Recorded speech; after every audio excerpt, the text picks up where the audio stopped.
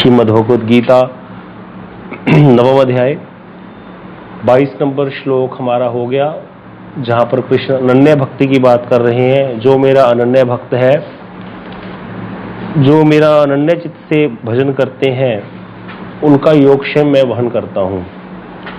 अनन्य चित्त किसको कहते हैं, ये श्लोक यद्यपि हमारा हो चुका है, इस पे आज थोड़ा सा डिस्कशन करेंगे, क्योंकि कई बार किसी को तो ये लगता है कि मैं अनन्य हो ही नहीं सकता, और किसी को ये जो है गलतफहमी हो जाती है कि मैं अनन्य हूँ, यद्यपि वो अनन्य नहीं होता। मेरे जैसे व्यक्ति को कई बार ये भी गलतफहमी हो जाती है कि मैं अनन्य हूँ, लेकिन वो अनन्य नहीं होता। तो ये अच्छे से डिस्कस होना जरूरी है कि अनन्य का अर्थ क्या है। अनन्य और अनन्यता और संकीर्णता दोनों एक ही तात्पर्य पर आ जाते हैं। कई बार अनन्यता और संकीर्णता में थोड़ा सा डिफरेंस है। किसी को लगता होता है कि मैं अनन्य हूं, लेकिन वो संकीर्ण बुद्धि हो जाता है भक्ति करने वाला व्यक्ति। अनन्य होना एक बात है, संकीर्ण होना अलग बात है। इस पे बाबा महाराज ने बहुत कथा सुनाई है, बहुत देर लगातार कथा सुनाई है। लगातार समझो 5, 7, 8, 10 साल इसी पे चर्चा होती थी, अनन्य क्या है, संकीर्ण क्या है। व्यक्ति की बुद्धि कई बार संकीर्ण हो जाती है भजन करते हुए। संकीर्ण बुद्धि वाला व्यक्ति किसी को भी सम्मान नहीं प्रदान कर पाता। अनन्य होना बहुत अच्छी बात है। एक निष्ठता हर जगह ही मानी गई है। संसार में भी देखते हैं, कोई पति अपनी पत्नी के प्रति अनन्य हो तो पत्नी भी उसकी सेवा करती है, पत्नी पति के प्रति अनन्य हो तो वो उसके हाथों बिक जाता है। जहां भी अनन्यता देखी जाती है वो उसका सम्मान है और उसकी वैल्यू है। अनन्यता बहुत अच्छी वस्तु है और अनन्य होना चाहिए व्यक्ति। लेकिन कई बार भक्ति के मार्ग में अनन्य होते होते व्यक्ति संकीर्ण हो जाता है। तो ये जो है डिस्कस करने वाला यहाँ पर विषय है। दूसरा, अनन्य किसको कहते हैं, यहाँ पर प्रभु जी इस पे थोड़ा करना, इसकी जो सिंपल, जो इसका बिल्कुल अर्थ, साधारण अर्थ जो है इसका। हाँ जी। तो इसमें अनन्य का जो साधारण अर्थ क्या लिखा है यहाँ पर, जो अन्य कामनाओं से रहित है।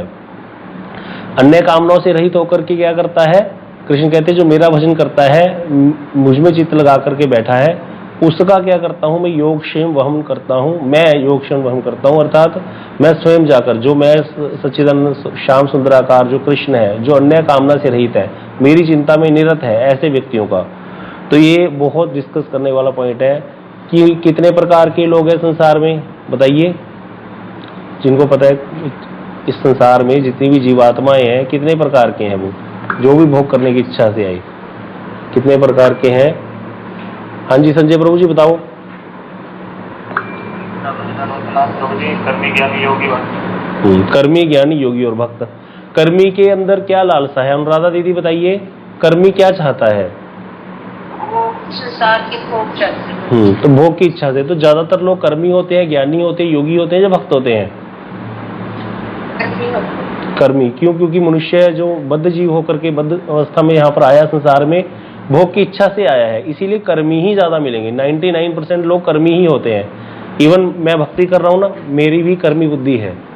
कर्मी होना जो है हमारा, कर्मी मतलब भोग बुद्धि, भोग की इच्छा है, संसार को भोगने की इच्छा है, इसीलिए अनन्य नहीं हो पाता जीव। इसी प्रकार योगी और जो ज्ञानी है, जिसकी ज्ञानी वाली बुद्धि है, जिसकी योगी वाली बुद्धि है, उसके अंदर क्या इच्छा होती है यहाँ पर कौन बताएगा। और कई लोग हैं, मैं ऐसी आज नाम लेके पूछता हूँ, चलो देखते हैं। राधा रमन प्रभु जी, राधा रमन प्रभु आप बताओ, योगी और ज्ञानी की क्या बुद्धि होती है। ज्ञानी तो प्रभु मोक्ष प्राप्त करना चाहता है, और योगी प्रभु ब्रह्म में लीन हो जाता है, परमात्मा में लीन होना चाहता है। तो परमात्मा में, ब्रह्म में लीन ज्ञानी होना चाहता है, परमात्मा बोला है। योगी का संबंध परमात्मा से है, ठीक है। तो यहाँ पर यहाँ पर अनन्य की बात कर रहे हैं हम। तो जो कर्म, ज्ञान और योग इसका आश्रय नहीं लेता, जो केवल भक्ति कर रहा है, उसको अनन्य कहा जाता है। केवल भक्ति अर्थात भक्ति करने से ही सब कुछ हो जाएगा, जो भी वस्तु प्राप्त होनी अपने आप हो जाएगी, जो कोई भी प्रयास नहीं करता, उसको अनन्य कहा गया यहाँ पर। तो अनन्य होना आसान नहीं है, और कोई अनन्य हो जाए तो इसके जैसी बात नहीं है।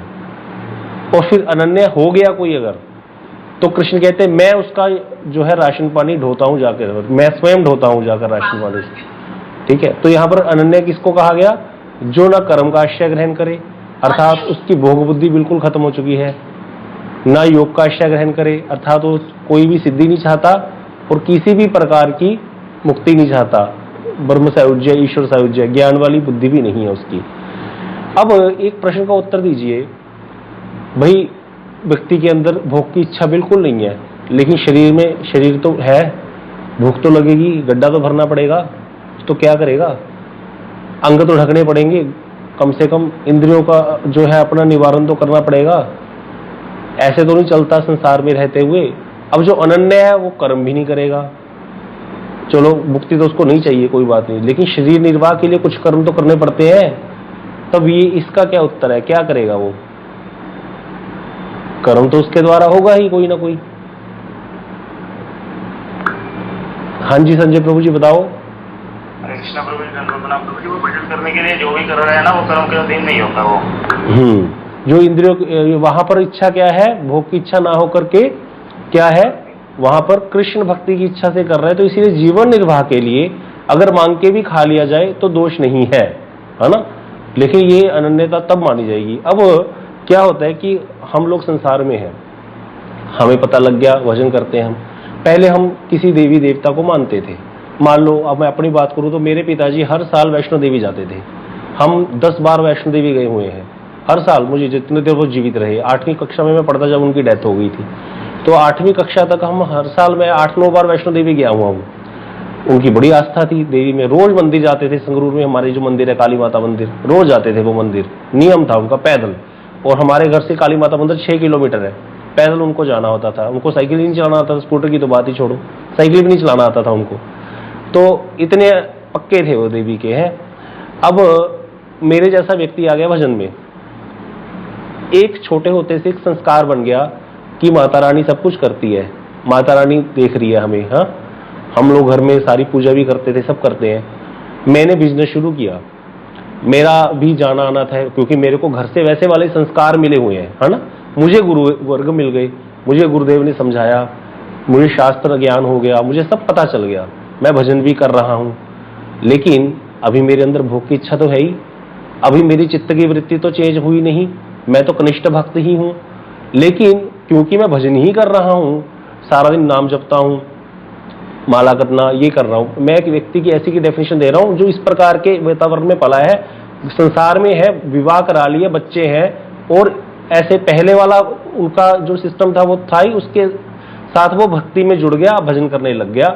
अब क्या हो गया, अब क्या करेगा वो? अब आगे देवी के नवरात्रे, अब उसका दिमाग घूमने लग जाएगा, क्या करूं। अगर नहीं करता कहीं बिजनेस में घाटा ना होने लग जाए, क्योंकि भोग बुद्धि है अभी, तो इसीलिए ये सोच रहा है, अभी बुद्धि पक्की परिपक्व नहीं हुई। इसी प्रकार हर प्रकार से बच्चों की चिंता, या कोई भी जो देवी देवता जिसको भी वो मानते थे, कई लोग लाला वाले पीर को मानते हैं, मलेरकोटला में एक बाबा है, क्या नाम है उनका, हदर शेख, उनको जाकर दिए चलाते, पंजाब में ये सब बहुत चलता है।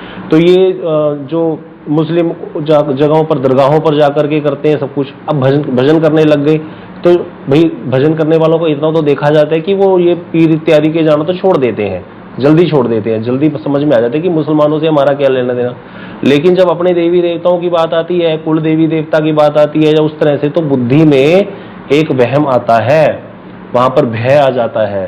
हाँ, और फिर वो छोड़ नहीं पाता, उसको लगता है कि मुझे कहीं बिजनेस में या मेरे बच्चों पर कोई हानि ना हो जाए। थोड़ा सा भी छोड़ने का प्रयत्न किया, मान लो 1 साल छोड़ दिया और थोड़ी बहुत कोई घटना घट गई घर में, अपने कर्मों के अनुसार हमको सभी सुख दुख प्राप्त होते हैं। वो देवी देवता तो कुछ नहीं कर सकता यद्यपि, क्यों? क्योंकि कृष्ण का जो भजन करने वाले हैं देवी देवता, उसका कभी कुछ नहीं कर सकते। इसकी एग्जाम्पल है गिरिराज। गिरिराज जी धारण किए भगवान ने, गिरिराज जी में क्या हुआ, कृष्ण की उपासना की उन्होंने, गिरिराज कृष्ण की बात मान करके उन्होंने गिरिराज जी की पूजा की ब्रजवासियों ने। इंद्र ने कोप किया तो क्या कर लिया, लेकिन अभी अनन्यता नहीं आई। अगर कोई व्यक्ति वैसे वाला कर रहा है, अगर किसी ने छोड़ दिया बिल्कुल, तो वो अनन्य हो गया, या इस लेवल पे अनन्य हो गया। अनन्यता के भी फिर कई लेवल्स हैं, तो यहाँ पर वो अनन्य माना जाएगा कि भाई हाँ, उसके अंदर अनन्यता आ गई। अब वो कृष्ण को ही मानता है और उसको पता चल गया जो भी मिलना है मुझे, मेरे सुख दुख जो भी मेरे को प्राप्त हो रहा है वो मेरा प्रारब्ध है, मेरे प्रभु जो है मुझे मेरे पर कृपा ही कर रहे हैं। अगर मेरे को कोई कष्ट मिला है तो उन्होंने सूली का सूल बनाया है, ये कुछ नहीं हो सकता कि यहाँ पर कृष्ण भक्ति करने के कारण मेरे को कोई बाधा आ गई होगी। ये बुद्धि अगर हो गई तो इसका मतलब अनन्यता के लेवल पर बढ़ गया व्यक्ति आगे। अगर अभी भी कर तो रहा है नहीं, फिर जाए जा रहा है, वहां पर भी सारा कुछ पिछला जो देवी देवता को कर रहे थे उपासना अभी किए जा रहा है वो व्यक्ति, तो अभी इसका अर्थ है कि अनन्यता आई नहीं है। और कभी कभी लगने लग जाता है व्यक्ति को कि मैं अनन्य हो गया हूं, लेकिन वो अनन्य नहीं हुआ होता। इसीलिए मतलब यहाँ पर ये, हाँ जी आंटी कोई प्रश्न है? अच्छा, बाद में एड्रेस किया। तो ये अब आगे क्या है, यहाँ पर कह रहे हैं जो अनन्य, तो पहले ही अनन्य की डेफिनेशन श्री विश्वनाथ चक्रवर्ती जी ने माधुर्य कदम्बनी में बताया, जो लोग अन्य देवताओं की उपासना नहीं करते, अर्थात अन्य देवताओं को भगवत बुद्धि से उपासना नहीं करते कि वो इंद्र भी भगवान है, शिव जी भी भगवान है, हनुमान जी भी भगवान है, इस प्रकार से कि वही सब कुछ देने वाले हैं, इस प्रकार से जो उनकी उपासना नहीं करते, कोई कामना लेकर के उनके पास नहीं जाते, वो अनन्य। वैसे किसी को मानना, हनुमान जी को भक्त मान करके उपासना करना कोई दिक्कत नहीं है। हनुमान जी को हम भक्त हैं, हनुमान जी वैष्णव है, हनुमान जी हमें सामने मिल गए, जा रहे थे मंदिर पड़ गया, हमने हनुमान जी के सामने खड़े होकर के ओहे वैष्णव ठाकुर दयान सागर ए दासे करुणा करी दिया पद छाया शोध है हमारे, तो हमारे चरण धरी, अगर गा दिया तो हनुमान जी प्रसन्न हो जाएंगे। आज आया कोई मेरे पास, मेरा गुरु भाई आ गया, आज आया कोई अच्छी बात करने वाला, देवी माता के पास जाकर के हमने अगर कोई मंदिर पड़ गया और जाकर प्रार्थना कर दी, कुल देवी योग माया मोरे कृपा करी, आवरणे संवरवे कबे विश्वधरी, हे विश्व को उद्धार करने वाली कब मेरे पर कृपा करोगी, कब मेरे को कृष्ण भक्ति प्राप्त हो जाएगी, ऐसी अगर प्रार्थना कर दी फिर तो कोई दोष नहीं है, वहां पर अनन्यता का नाश नहीं हो, वहां तो उल्टा ये सहायक हो जाएंगे हमको, क्योंकि ये तो निकट है भगवान के भाई। लेकिन अगर इनको स्वतंत्र मान करके हमने यहाँ पर करते हैं तो यहाँ पर फिर अनन्यता नष्ट हो गई। और भक्ति के विपरीत कर्म ज्ञान आदि का आश्रय अगर करता है व्यक्ति तो फिर भी अनन्यता नहीं है एक। और कृष्ण की प्रसन्नता के अतिरिक्त और कोई वासना जिसके हृदय में नहीं है, ये वाली बात नहीं आ पाती जल्दी जल्दी कनिष्ठ वैष्णव में। कृष्ण की प्रसन्नता कहाँ देखते हैं हम भाई, हम तो भोग भी लगाते हैं, आज चलो खीर पुए बना लो, माल पुए बना लो, ठीक है जी, क्यों बनाए हैं, अपने लिए बनाता है व्यक्ति, कहने की बात होती है ठाकुर जी को, कृष्ण वैष्णव को तो ऐसी है, धीरे धीरे धीरे करके भजन में आगे जाएगा। तब हमें तो अभी तो कृष्ण से संबंध ही नहीं हुआ ना हमारा, हमें क्या पता ठाकुर जी को क्या इच्छा हो रही है आज खाने की। हम अच्छा तीखा खाना पसंद है हमें तो हम तीखे का भोग लगाते हैं, हमें कम तीखा पसंद है तो हम कम तीखे का भोग लगाते हैं। हमें ठाकुर जी की प्रसन्नता का क्या पता, ठाकुर जी किसमें प्रसन्न है। तो ये जो है अनन्यता, एक अनन्यता का भी एक लेवल होता है, वहां पर जाकर के आती है अनन्यता। अनन्यता के चक्कर में संकीर्णता कैसी आती है अब ये समझ लो। अनन्यता के चक्कर में संकीर्णता ये आ जाती है कि मेरे जैसा कनिष्ठ वैष्णव अनन्यता की बातें सुन लिया, हो भी सकता है कि वो देवता को आश्रय ग्रहण करना बंद कर दे, इसी को बहुत बड़ा मान करके वो मानने लग जाता है कि मैं तो कभी कहीं जानता नहीं, किसी देवता को स्वतंत्र रूप से ईश्वर नहीं मानता, अब मैं तो पक्का हो गया हूं, मैं अनन्य हो गया हूं, अनन्य हो गया हूं। अब यहाँ पर वो क्या है, अपने आप को मानने लग गया अनन्य, यद्यपि अभी उसका संबंध ज्ञान हुआ नहीं भगवान के साथ। और वहां पर अनन्यता के चक्कर में कई बार अपराध कर बैठता है, कई बार अपने आप को अनन्य मान करके जो है साधक जो है बहुत तरह के अपराध उससे हो जाते हैं। जैसे जब मैं मठ में आया था तो यहाँ पर हमने देखा कई बार कोई कथा कर रहा है, बच्चा नया आया सीखा, तो उसने कहा कि वल्लभाचार्य जी जा रहे थे, तो किसी ने ब्रजवासी ने पूछा भैया तुम कौन हो, है ना, तो उन्होंने कहा हम अनन्य है। तो ब्रजवासी कहता हम फनन्य हैं। तो वल्लभाचार्य जी हैरान हो गए, भाई अनन्य तो सुना था, फनन्य क्या होता है। बोला जिसका मन प्राण इंद्रियां सब टेढ़ी टांग वाले में अटक गया उसको फनन्य कहते हैं। ऐसे कह करके उपहास कर रहे हैं वल्लभाचार्य जी का।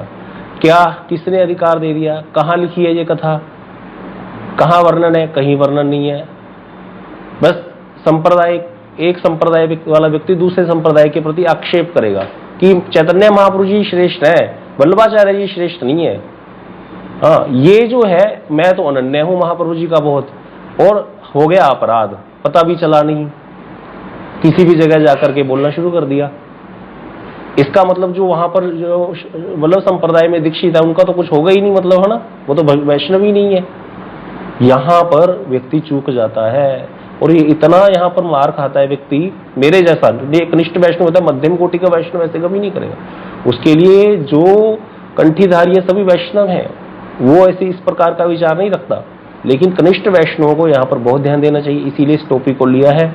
यहाँ पर बहुत ध्यान देने की बात है। जैसे जब हम, आपको याद होगा साधु संघ की बात आई थी तो कुसंग के त्याग पे ज्यादा कथा सुनाई थी बाबा महाराज ने। साधु संघ तो करना है, कुसंग का भी त्याग करना है। जो कैकई आज बैठ के शकुन मना रही थी कि कब कल का सूर्य उदय होगा, कब राम जो है राज तिलक होगा राम का, कब राम राजा होगा मेरा राम। वो कैकई को थोड़ी देर का काम कर गई मंथरा, ऐसा कुसंग दे के गई, ऐसा कुसंग। कैकई क्या बोलती है कि मैं तो भोली हूं, अगर तू आज मुझे कहे कि कुएं में छलांग लगा दे तो मैं कुएं में छलांग लगा दूंगी, अगर तू मुझे कहे पति और पुत्र का त्याग कर दे तो मैं पति और पुत्र का परित्याग कर दूंगी। तो जहां पर तो हनुमान जी लंका में जब घुसने लगे थे ना, लंकनी नाम की राक्षसी मिली थी, उसे बड़ा सुंदर एक दोहा बोला है वहां पर गोस्वामी जी ने, तात स्वर्ग अपवर्ग सुख धरिय तुला एक अंग, तुलना ताही सकल मिली जो सुख लव सतसंग।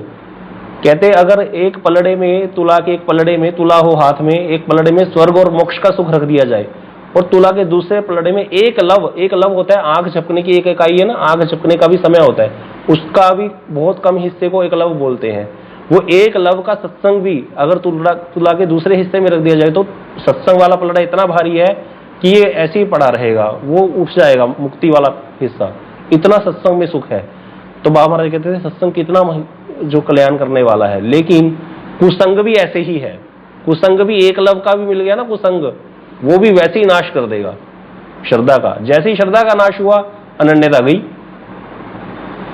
और कुसंग जो है यहां पर कि हम राधा वल्लभ जी नहीं जाते, हम बांके बिहारी जी नहीं जाते हैं, हम सात देवल्लय ही जाएंगे दर्शन करने। भाई चलो, हमारी गोविंद देव गोपीनाथ मदन मोहन जी में बहुत आस्था हो सकती है, इसमें कोई दोष नहीं है, मुझे दर्शन करना उनका ही अच्छा लगता है, एक अलग बात है।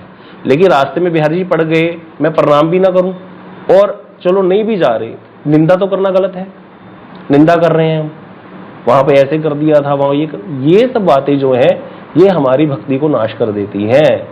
यहाँ पर हमें ध्यान ही नहीं रहता कि हमसे कहाँ चूक हो गई। भाई बिहारी जी में बहुत रश होता है, इसीलिए मैं बिहारी जी नहीं जा रहा, वो एक अलग बात है। मदन मोहन जी खाली पड़े हैं, मैं आराम से दर्शन करके आ गया, है ना, क्योंकि मेरे लिए कोई भेद ही नहीं है। भगवान में स्वगत सुजाति और विजातीय भेद नहीं है। खीर चोरा गोपीनाथ जी ने उनको बोला, श्रीनाथ जी ने बोला खीर चोरा गोपीनाथ जी को चंदन लगा दो, मेरे विग्रह का ताप दूर हो जाएगा, बात खत्म हो गई, प्रूफ आ गया सामने। यहाँ चंदन लगाया, ताप उनका दूर हो गया, मदन मोहन जी को प्रणाम कर लिया, बांके बिहारी जी को हो गया। ये एक अलग बात है, ये तो बुद्धि ठीक है, इसमें कोई दोष नहीं है। अभी वहां रश है, धक्के हैं, 5-5 घंटे लाइन लग रही है, मैंने यहीं दर्शन कर लिए, यहीं भोग लगा दिए, कोई दिक्कत नहीं है। लेकिन मैं तो नहीं जाता, हम जाएंगे ही नहीं, ये जो बात है इस प्रकार से बोलना ये अपराध है। तो ये समझने वाली बातें हैं यहाँ पर कि हमें क्या करना है, जो अनन्यता के चक्कर में कहीं हमारे अंदर संकीर्णता ना आ जाए। ये संकीर्णता जो है भक्ति में इतनी भयंकर है, इतनी भयंकर कि जैसे सत्संग कल्याण करने वाला, कुसंग नाश करने वाला है, थोड़ी पल का कुसंग नाश कर देता है, इसी प्रकार अनन्यता तो कहाँ लेके जाने वाली है कि कृष्ण स्वयं भार ढोएंगे हमारा। कह रहे ना योगक्षम वहन करता हूं, योग कराऊंगा वस्तुओं का और उसकी रक्षा भी करूंगा। रक्षा करनी आसान है, हमारे यहाँ बंदरों का इतना उत्पात है, एसी की जो पाइप लगी होती है ना बाहर, उसको भी खा गए, मतलब वो जो बिजली की तार है उसको भी खा गई। तो कल सारा दिन उसी को बनवाने में लग गया, उसके ऊपर जाली काट के लगवाई। मतलब योग तो था, एसी तो लगा हुआ है, शेम करना कितना मुश्किल है चीजों का, उसको रक्षा करना। भगवान कह रहे मैं रक्षा करता हूं, जो अन्य है कितना शेम करना आसान नहीं होता, किसी भी चीज का क्षेम करना। बाथरूम में जो कभी टूटी खराब हो गई, कभी कुछ खराब हो गया, कभी कुछ, सारा यही चलता रहता है। भगवान कह रहे जो अनन्य है उसका योग और क्षेम मैं करता हूं, पहले तो जो नहीं है उसको जुटाता हूं, फिर उसकी रक्षा भी मैं करता हूं।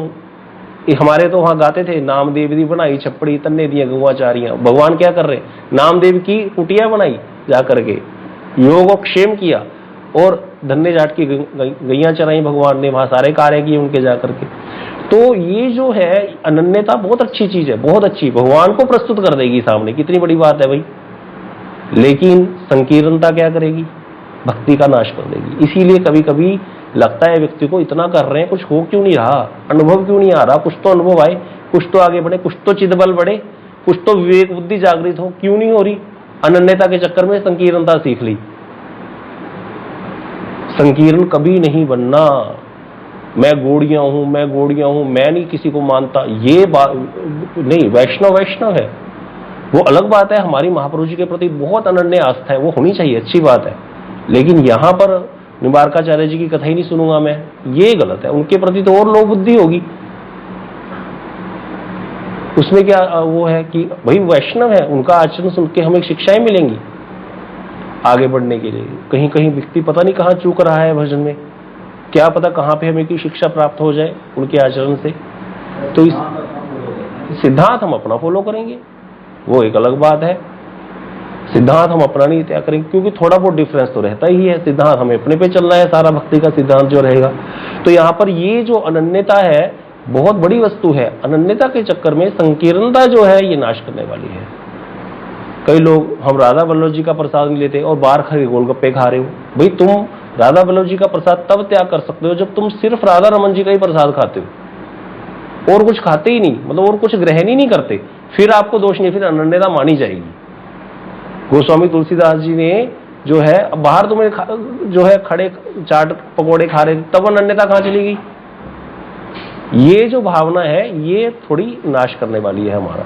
इसीलिए ये जो चीजें हैं इसको समझना चाहिए। अन्य व्यक्ति ऐसा हो सकता है किसी व्यक्ति की बुद्धि कि मैं सत्यदेव वालों का ही प्रसाद ग्रहण करता हूं, वो दोष नहीं है, लेकिन वो वैसा वाला ही हो, फिर और कुछ भी ग्रहण न करे, भूखा मर जाएगा।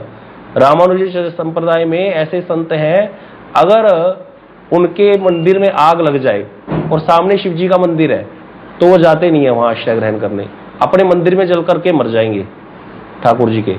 तो ये अनन्यता कहलाएगी, इसमें कोई दोष नहीं है, ये अनन्यता ही कहलाएगी। सामने जाकर आश्रय ग्रहण नहीं करेंगे, वो कहेंगे अगर हमारे प्रभु को हमें बचाना है ना तो वो यही बचाएगा, हमें कहीं जाने की जरूरत ही नहीं है। अगर हमें जलना है तो हम वहां भी जली जाएंगे। फिर ये वाली बुद्धि, तो वो अनन्यता है उनकी, यहां पर माना जाएगा। लेकिन वैसे ही मैं शिव जी को नहीं मानता, ये जो है ये अनन्यता नहीं है। मैं किसी को मानता ही नहीं, मैं सब जानता, प्रभु जी बोलते होते हमें, मैं सब जानता, मुझे किसी को सुनता नहीं, मैं सब जानता हूं। ये वाली बुद्धि जो है ये अनन्यता नहीं है, ये क्या है? ये संकीर्णता है। इसीलिए सबको प्रणाम करते हुए ही चलना चाहिए, अपने हृदय के भावों को दबा करके रखना चाहिए। हर जगह नहीं बोलने लग जाओ ऊंची ऊंची, कईयों को आदत होती है थोड़ा सा सीख लिया और लग गए लेक्चर देने। नहीं, जो है दूसरे को मौका दो, अपने कानों को प्रस्तुत करो हर समय, और जो मन है वो अपने ठाकुर जी को, अपने महाप्रभु जी को देके रखो। अपने मन को हर समय अपने कानों को प्रस्तुत रखो। वैष्णव कृपा करेंगे और उनकी कृपा से ही हम आगे बढ़ेंगे, कोई भी वैष्णव मिल जाए। तो इस तरह से अनन्यता में जो है हमें जरूर देना है। इस पे बड़ी कथाएं हैं हमारे पास, तो इतनी कथाएं हमें बाबा महाराज ने सुनाई हुई है इस पे कि बोलते थे कहीं गलती से भी तुमसे अपराध ना हो जाएगी इस विषय में। क्योंकि जो बढ़िया टीचर होता है ना, उसको पता होता है बच्चा कहाँ पे फंसेगा, कोई बड़ा क्वेश्चन है जो सोल्व करना है, उसको पता है ये यहीं पे अटकेगा इतने नंबर पॉइंट पे, तो वो बार बार उसको याद कराते, यहाँ पे मत गलती कर देना, यहाँ पे मत गलती कर देना, यहाँ पे टगोगे तुम और फिर तुम्हारा प्रूफ नहीं कर पाओगे लास्ट में जाकर के। ये जो जरूरी है, इसीलिए वैष्णवों में जो है सावधान करते हैं। लास्ट में छोटी सी कथा याद आती है। अकबर ने बीरबल से पूछा, भाई देखो मैं जहां पना हूं, मैं यहाँ भारत पर राज्य करता हूं, मेरी इतनी चलती है कि मेरे को कहीं जाना नहीं पड़ता, मेरे हुक्म से ही सारा जो है काम हो जाता है। तो तुम्हारे प्रभु का मुझे समझ नहीं आता, उनको क्यों जाना पड़ता है, वो क्यों अवतार ग्रहण करते हैं, उनको क्यों आना पड़ता है। यहाँ पर अवतार के बारे में पूछा, यहाँ पर इसके साथ इसको जोड़ सकते हैं कि भगवान कहते हैं मैं योगक्षेम वहन करता हूँ, तो भगवान को आने की क्या जरूरत है। यही बात तुम अर्जुन विश्व जी के मन में आई थी, भगवान किसी के द्वारा करा देंगे ना। जितना भी संसार में पसार है भगवान की शक्ति का ही तो है, भगवान स्वयं थोड़ी याद करते हैं, भगवान की शक्ति कार्य कर रही है सारा। तो यहाँ पर भी भगवान क्यों आ रहे हैं स्वयं। और अर्जुन इसने अकबर ने भी पूछ लिया भगवान स्वयं अवतार क्यों लेते हैं। तो बीरबल ने कहा जहां पर ना समय आने पर बताऊंगा। थोड़े दिन बाद बीरबल जो है अकबर को कहता है चलो, उसकी बेगम के एक नया बच्चा हुआ था, थोड़ा टहल के आते आज यमुना जी में, तो वो बैठ करके नौका मंगाई, उसमें चले गए। बीरबल बैठा है, उसकी बेगम बैठी है अकबर की, अकबर बैठा है। तो अकबर की बेगम जो जिसके बच्चा हुआ था उसको लेके बैठी है और बीरबल बैठा है और अकबर बैठा है एक नौका में। बाकी सब आसपास नौकाएं रहेंगी सैनिकों की, तो वो तो रक्षा के लिए रहते ही हैं, कोई चीज प्रस्तुत करनी है, सब प्रकार का खान पान का सम्मान सब चीज रहती है, सब कुछ था। इतने में बीरबल ने क्या किया, उसके बच्चे बेगम ने जो बच्चा रखा हुआ था अपने हाथ में, वैसा वाला एक बच्चा एकदम से अकबर से बात करते करते दिखा के एकदम से वैसा पुतला जल में फेंक दिया। अकबर ने आव देखा ना था, एकदम से पानी में छलांग लगा दी। जब निकाल करके देखा तो वो तो बच्चा नहीं था, पुतला था। तो अकबर कहता ये क्या था। बीरबल कहता जहां पना पहले आप ये बताओ आपने ये क्या किया, आपने छलांग क्यों लगाई पानी में, है ना। बोले जब मेरा बालक मुझे लगा गिर गया पानी में तो मुझे कोई विचार नहीं रहा। कहते मैं यहाँ बैठा था, सारी सेना आपके सैनिक यहाँ है प्रस्तुत है, आप किसी को भी आदेश दे देते, वो अपने आप करते। तो अकबर कहते क्या करूं, मैं चिंता ही नहीं कर पाया इस बात की कि और कोई है भी। मैं एकदम से अपने आप को ही प्रस्तुत कर दिया मैंने कि मेरे से देखा ही नहीं गया कि मेरा बच्चा गिर गया। इसी प्रकार कहते प्रभु हैं। आपने पूछा था भगवान अवतार क्यों लेते हैं, क्या वो अपनी शक्ति के द्वारा कार्य नहीं करा सकते किसी को? क्या उनके अंदर इतनी शक्ति नहीं है? मैं इस देश का राजा हूं, मैं अपने हुक्म से सारा कुछ करा देता हूं बैठे बैठे, मुझे जाने की जरूरत ही नहीं पड़ती। तुम्हारे प्रभु को अवतार क्यों लेना पड़ता है? भगवान को क्यों लेना पड़ता है अवतार? पता चल गया। अपने भक्तों के लिए भगवान स्वयं आते हैं। भगवान ने कहा मुहूर्ते नापि सहर्तुम शक्तो यद्यपि दानवान मतलब भक्ताना विनोदार्थम क्रोमी विविधा क्रिया। मैं एक मुहूर्त में सारे दानवों का नाश कर सकता हूं, लेकिन अपने भक्तों के साथ विनोद के लिए, मैं आनंद प्रदान करने के लिए, उनसे आनंद लेने के लिए बहुत प्रकार की लीलाएं करता हूं। एक मुहूर्त में जितने संसार में असुर है ना, उनका मैं नाश कर सकता हूं। यही बात लक्ष्मण जी को क्या नाम लेकर बोली थी राम जी ने। जब विभीषण शरण में आए तो सबने कहा तो शत्रु का भाई है, क्या पता भेद लेने आया हो, भाई हमारी बातें सुन करके वहां बताएगा। तो वहां राम जी ने कहा था जगमुह सखा निशाचर जेते लक्ष्मण हने निमिष मुँह देते। हे सखा सुग्रीव, इस संसार में जितने निशाचर हैं, जितने भी असुर हैं पूरे विश्व ब्रह्मांड में, लक्ष्मण जी उनका एक निमिष, आग झपकने की इकाई से भी कम समय होता है, एक निमिष में लक्ष्मण जी उनका नाश कर सकते हैं।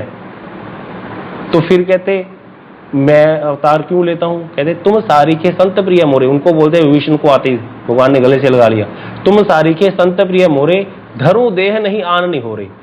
तुम्हारे जैसे संत मुझे बड़े प्रिय हैं, वैष्णव मुझे बड़े प्रिय हैं, इसीलिए देह धारण करता हूं। कोई नहीं हो रहा मतलब ऑब्लिगेशन, मुझे कोई एहसान नहीं है कि मैं किसी मेरे को कोई बंदिश नहीं है कि मुझे आना ही पड़ेगा। मैं आता क्यों हूं? मैं अपनी शक्ति के द्वारा कार्य करा सकता हूं, लेकिन मैं स्वयं आता हूं क्योंकि मुझे भक्तों के साथ आदान प्रदान अच्छा लगता है। ये भगवान की इच्छा है, भगवान की ये घोषणा है। तो इसीलिए जो ये बीरबल है वो वहां पर अकबर को समझाता है कि ये आप कारण है। यहाँ पर भी योगक्षेम भगवान हम क्यों करते हैं? अर्जुन मिश्र जी को भगवान कह रहे हैं क्रोमी नहीं, करवाता नहीं हूं, मैं स्वयं जाता हूं, वह हम करता हूं योगक्षेम, क्योंकि मुझे अच्छा लगता है। वो नहीं चाहते, भक्त नहीं चाहते मेरे से, मेरे को अच्छा लगता है, मैं अभाव को पूर्ण करता हूं जाकर के, भक्तों की सेवा करके मुझे आनंद प्राप्त होता है। ये भगवान की यहाँ पर घोषणा है। तो ये श्लोक बहुत इंपॉर्टेंट श्लोक है और ये बड़ा विचारणीय श्लोक है। और एक प्रश्न छोटा सा और रह गया, अनन्यता आएगी कैसे? कोई हर व्यक्ति चाहता है भाई बढ़िया वस्तु है, तो अनन्यता तो जो कृष्ण को ला करके प्रस्तुत कर दे सामने, ऐसी वस्तु, ऐसी वाली जो भावनाएं हमारे अंदर भी आ जाए। और क्या चाहिए? आराम से बैठेंगे, कृष्ण भजन किया करेंगे और वैसे सारा दिन भागा दौड़ी बंद हो जाएगी। लेकिन ये अनन्यता आएगी कैसे? ये एक दिन में नहीं आएगी, कोई बाहर से अनन्य नहीं हो सकता आप दिखा करके। अनन्यता करते करते आएगी, भजन करते करते अपने आप आ जाएगी। साधु संग में अपने आप व्यक्ति अनन्य हो जाता है। इसीलिए इसके लिए प्रयास नहीं करना चाहिए।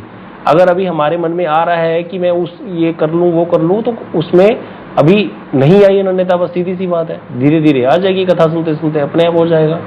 सब काम श्रवण से हो। इसीलिए सत्संग बड़ा जरूरी है। बिना सत्संग ना हरि कथा ते ही बिना मोह न भाग। ये मोह है हमको, ये सारी मोह के जो है जंजाल है। मोह सकल व्याधीन कर मूला तेहि ते पुण्य उपजेहि बहुसूला। गोस्वामी जी ने एक एक चीज को लिखा है, कहते ये सारा मोह है। बिन सत्संग न हरि कथा तेहि बिन मोह न भाग।